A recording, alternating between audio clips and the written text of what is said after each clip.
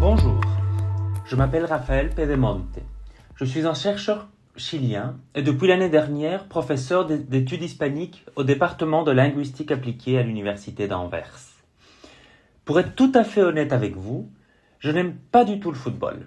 Mais, ayant fait une thèse de doctorat sur la diplomatie culturelle pendant la guerre froide, je dois reconnaître que le sport a joué un rôle essentiel dans la guerre froide culturelle, particulièrement en Amérique latine. Lorsque les Chiliens pensent à la Coupe du Monde de 1962, organisée au Chili, ils se souviennent de la 3e place obtenue par leur sélection nationale, ainsi que de la tristement célèbre bataille de Santiago, un match opposant le Chili à l'Italie et qualifié par un commentateur de l'époque de démonstration de football la plus stupide, épouvantable, dégoûtante et honteuse de toute l'histoire de ce sport. Mais ce tournoi a été bien plus que cela. Son histoire offre une fascinante entrée pour observer la guerre froide telle qu'elle s'est déployée en Amérique latine à un moment particulièrement important de son histoire. 3 ans auparavant, en 1959, la révolution menée par Fidel Castro avait bouleversé Cuba.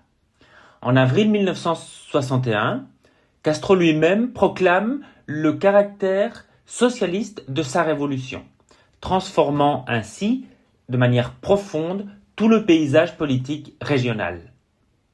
L'Union soviétique y voit alors une véritable opportunité pour propager son influence en Amérique latine, tandis que les États-Unis s'inquiètent de plus en plus de l'essor des mouvements révolutionnaires et des guérillas qui se multipliaient dans la région.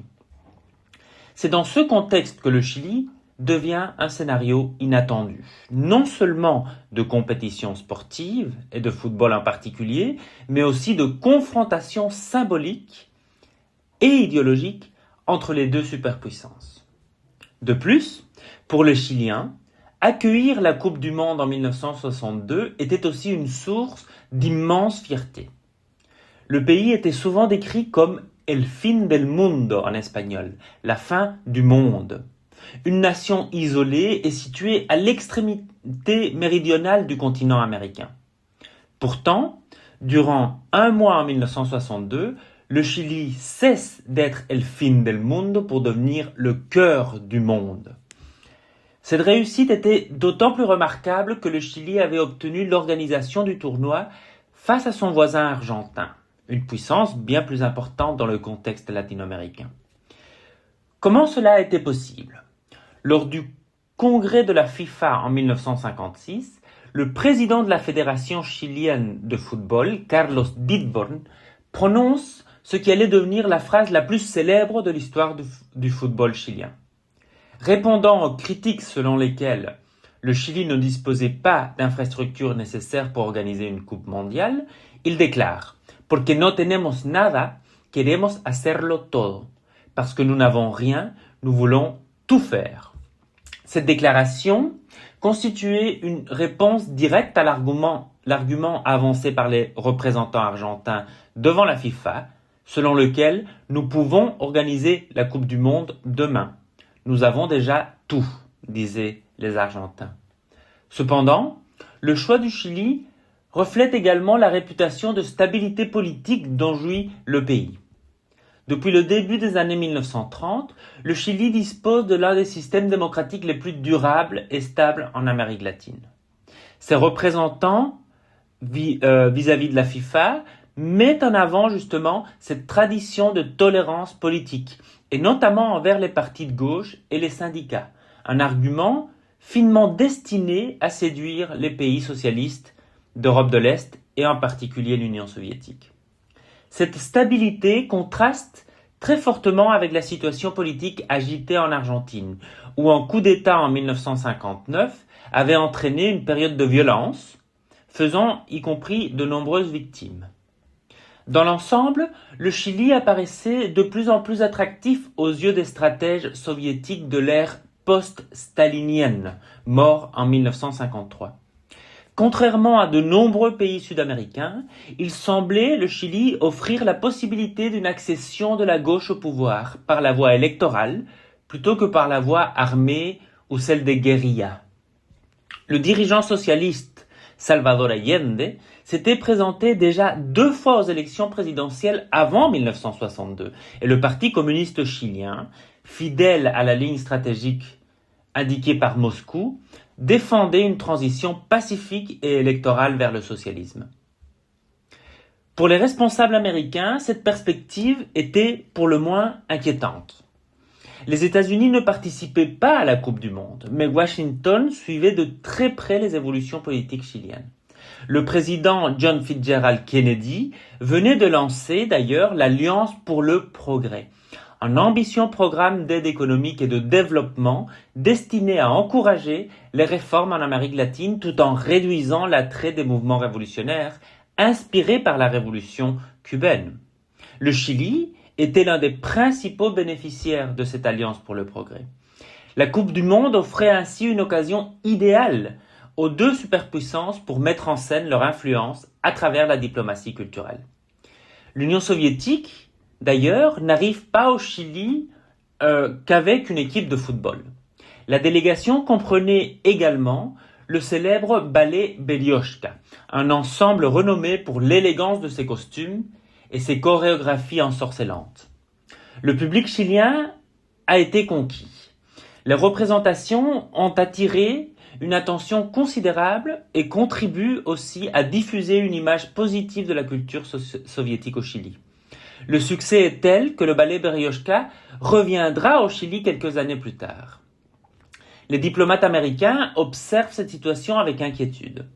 L'ambassadeur des États-Unis à Santiago s'alarme de la popularité des soviétiques et exhorte Washington à réagir. La Maison-Blanche répond en envoyant l'un de ses plus prestigieux ambassadeurs culturels, l'icône du jazz, Louis Armstrong. Armstrong constitue à cette époque une figure majeure de la diplomatie culturelle américaine. Il avait déjà parcouru le monde au nom des États-Unis et de son idéologie et avait notamment effectué une tournée au Congo. Le 1er janvier 1962, soit 2 jours après le match d'ouverture de la Coupe du Monde, Armstrong arrive au Chili. Dans un geste minutieusement mis en scène, il se présente habillé en huasso, figure emblématique de la culture rurale chilienne. Le problème était que toute l'attention du public était évidemment monopolisée par le football. Le premier concert de Armstrong a lieu le même jour que le match entre le Chili et l'Italie. Et sans surprise, il suscite peu d'intérêt. Armstrong et ses musiciens se rendent ensuite dans le port de Valparaíso. Compte tenu de la réputation de la ville comme un centre de vie nocturne et de culture bohème, les organisateurs espèrent attirer davantage de spectateurs. Cependant, de nombreuses places restent finalement inoccupées. Aujourd'hui, la visite d'Armstrong est largement oubliée dans la mémoire collective chilienne. En revanche, l'offensive culturelle soviétique a laissé une empreinte beaucoup plus durable. L'équipe soviétique comptait dans ses rangs l'un des plus grands gardiens de but de l'histoire, Lev Yachine. Surnommé l'araignée noire, en raison de la portée de ses bras, Yachine était une vedette internationale. Les supporters chiliens sont fascinés par lui, y compris mon père, à l'époque 9 ans, dont la première expérience du football est précisément cette Coupe du Monde et qui devient ensuite gardien professionnel pendant une très courte période. Yachine acquiert une aura presque mythique au Chili. Le gouvernement soviétique a compris rapidement l'intérêt de sa popularité. En 1964, lorsque Moscou établit des relations diplomatiques avec le Chili, Yachine est choisi pour présider une association d'amitié soviéto-chilienne. Comme on le voit, les responsables soviétiques savent que son nom résonne de manière positive auprès du public chilien et ils comptent en tirer avantage. Dans mes précédents travaux, j'ai soutenu que la présence culturelle soviétique au Chili durant les années 60 avait contribué à atténuer l'image historiquement négative de la superpuissance communiste. L'exemple de la Coupe du Monde de 1962 ne fait que, me semble-t-il, confirmer cette hypothèse. Au cours des années suivantes, l'influence culturelle soviétique au Chili se développe considérablement. Parmi les visiteurs les plus célèbres figurent les cosmonautes Valentina Tereshkova, première femme à voyager dans l'espace, et Alexei Leonov, premier être humain à effectuer une sortie extravéhiculaire. Des institutions culturelles soviétiques telles que le ballet de Bolchoï, le cirque de Moscou ou encore les chœurs de l'armée rouge attirent un vaste public à travers tout le pays.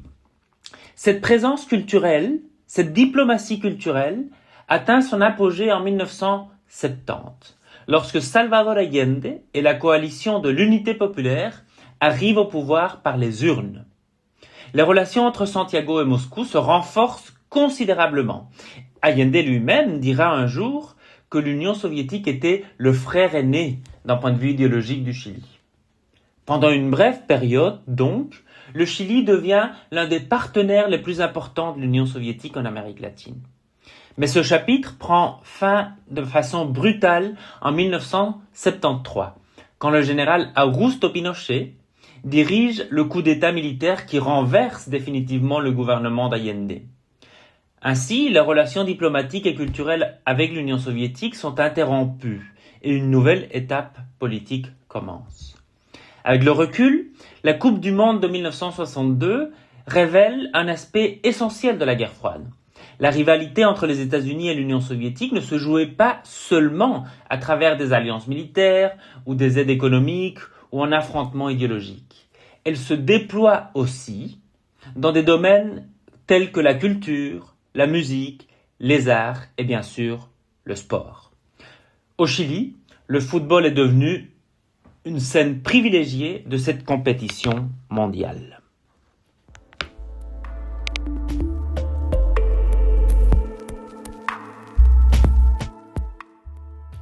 Universiteit Antwerpen. Bepaal mee de toekomst.